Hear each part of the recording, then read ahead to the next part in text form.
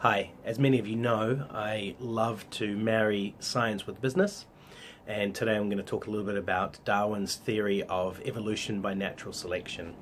So the premise behind evolution by natural selection by Darwin is really that the next generation will create more survivors than the previous one, so more adaptability than the previous one, and that's because each and every generation has adapted to its environment around it. So if we think about that from an animal's point of view, we certainly have seen that in the past where you see different variations on species. And if you think about businesses, the same thing's happening, and there's a big change that's happening at the moment. There's lots of things around adopting technology, which helps with various aspects of business, AI, all these sorts of things.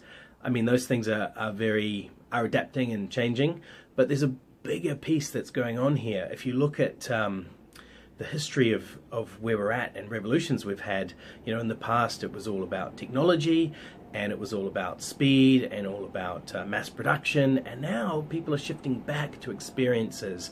They're shifting back to artisanal, back to handmade, back to the story and the life. And so what's happening is a lot of larger firms are struggling to keep up with this, and firms that were very large and effectively integrated both vertically and horizontally, they're having some real issues at the moment where other businesses are taking over some of their customers. And if you look at one of the posts I did earlier last week was around non-bank lending. So smaller non-banks are taking some of the bank's market share. If you look at something like Canva's really taking a lot of business from Microsoft around PowerPoint.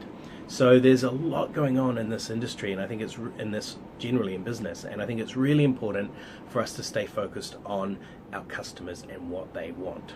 So it's really critical to be able to measure what they want, talk to them, understand what they want, and then be able to put in actions that allow you to drive towards that. So one of the things we have to help with that is the Financial Peak Performance Framework.